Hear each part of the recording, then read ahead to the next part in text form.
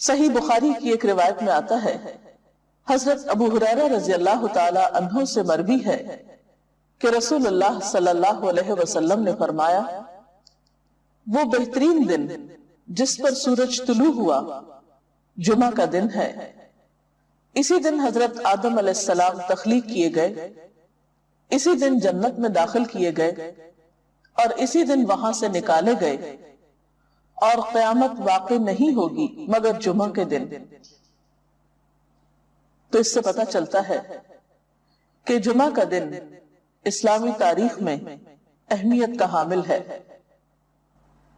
اس دن میں سب سے اہم کام جو ہمیں کرنا ہے وہ نماز جمعہ کا اہتمام ہے۔ نماز جمعہ مردوں کے لیے ایک فرض عبادت کی حیثیت رکھتی ہے۔ حضرت جابر رضی اللہ تعالی عنہ سے روایت ہے کہ رسول اللہ صلی اللہ علیہ وسلم نے فرمایا، جو شخص اللہ اور یوم آخرت پر ایمان رکھتا ہو اس پر جمعے کے دن جمعہ پڑھنا فرض ہے، سوائے مریض کے، مسافر کے، عورت، بچے یا غلام کے۔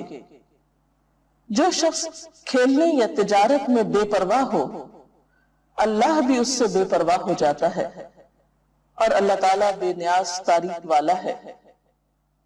تو اس سے پتہ چلتا ہے کہ جمعہ اپنی نماز جمعہ کے اعتبار سے بہت اہمیت کا حامل ہے، اور سوائے شرعی عذر کے جمعہ کو چھوڑ دینا انسان کے لیے محرومی کا سبب ہے ایک بہت بڑی خیر سے۔ عام طور پر انسان تجارت اور کھیل کود میں مشغول ہو کر نماز جمعہ سے بے پرواہی برتتا ہے، لیکن ایسا کرنا خود انسان کے اپنے ہی لیے نقصان دہ ہے۔ جمعہ کے دن ایک خاص گھڑی ہوتی ہے جس میں انسان کی دعائیں قبول ہوتی ہیں۔ حضرت ابو ہریرہ رضی اللہ تعالی عنہ سے روایت ہے، رسول اللہ صلی اللہ علیہ وسلم نے جمعہ کے دن کا ذکر کیا تو ارشاد فرمایا، اس میں ایک ایسی گھڑی ہے کہ جس مسلمان بندے کو وہ میسر آ جائے اور وہ کھڑا ہوا نماز پڑھ رہا ہو تو وہ اللہ سے جس چیز کا سوال کرتا ہے اللہ تعالیٰ اسے ضرور عطا فرما دیتا ہے۔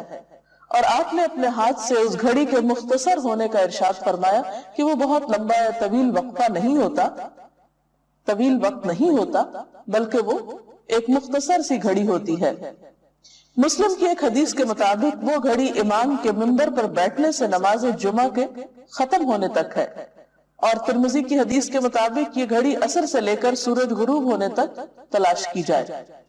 اس سے پتہ چلتا ہے کہ یہ دو اوقات خاص طور پر جمعہ کے دن اہم ہیں جن میں اللہ تعالیٰ کا ذکر اور عبادت کی جانی چاہیے۔ نماز جمعہ کے علاوہ کچھ اور کام بھی جمعہ کے دن خاص اہتمام کے ساتھ کیے جانے چاہیے۔ ان میں سب سے پہلی چیز طہارت و پاکیزگی کا اہتمام اور اس کے لیے غسل کرنا۔ حضرت ابو سعید خدری سے روایت ہے کہ رسول اللہ صلی اللہ علیہ وسلم نے فرمایا، جمعہ کا غسل ہر بالغ شخص پر واجب ہے، یعنی اس سے اس کی اہمیت کا اندازہ ہوتا ہے۔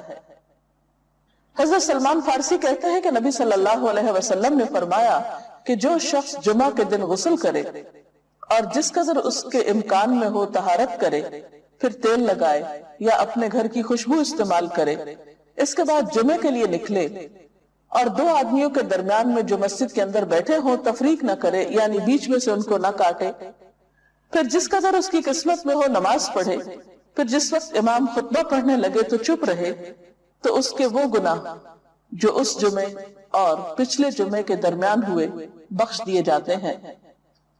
حضرت اوس بن اوس سے روایت ہے کہ رسول اللہ صلی اللہ علیہ وسلم نے فرمایا، تمہارے دنوں میں سب سے فضیلت والا دن جمعے کا دن ہے، پس تم اس دن مجھ پر کثرت سے درود بھیجا کرو، اس لیے کہ تمہارا درود مجھ پر پیش کیا جاتا ہے۔ اس کے علاوہ سورۃ الکہف پڑھنا۔ آپ صلی اللہ علیہ وسلم نے فرمایا، جو شخص سورۃ الکہف کی تلاوت جمعے کے دن کرے گا تو آئندہ جمعے تک اس کے لیے ایک خاص نور کی روشنی رہے گی۔ سورۃ الکہف 15ویں پارے میں ہے۔ اجر و ثواب کے اعتبار سے بہت بہترین سورت ہے۔ اس کی ابتدائی 10 آیات کے پڑھنے والے کے لیے فتنہ دجال سے محفوظ رہنے کی خوشخبری بھی ہے۔ ان آیات کو یاد بھی کر لینا چاہیے۔ نماز جمعہ ایک فرض نماز ہے۔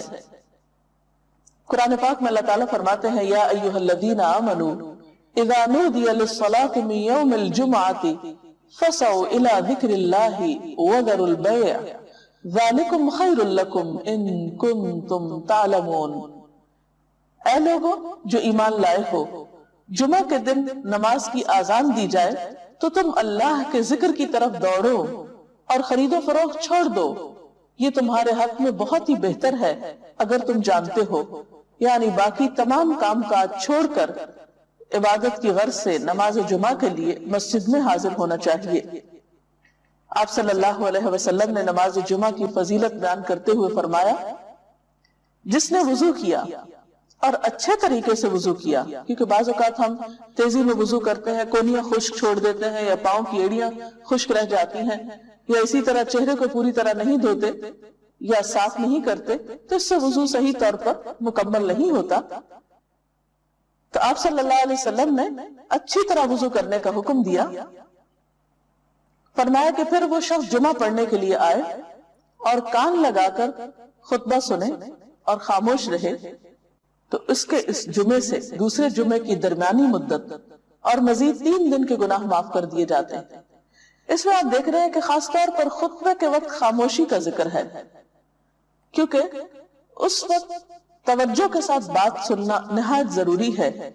ایک اور حدیث میں یہ بھی آتا ہے کہ اگر کوئی شخص کسی دوسرے کو خطبے کے دوران یہ کہتا ہے کہ تم چپ ہو جاؤ، یعنی چپ کرانے کے لیے بھی بولتا ہے، تو اسے بھی ایک لغو بات شمار کیا گیا اور ناپسندیدہ قرار دیا گیا۔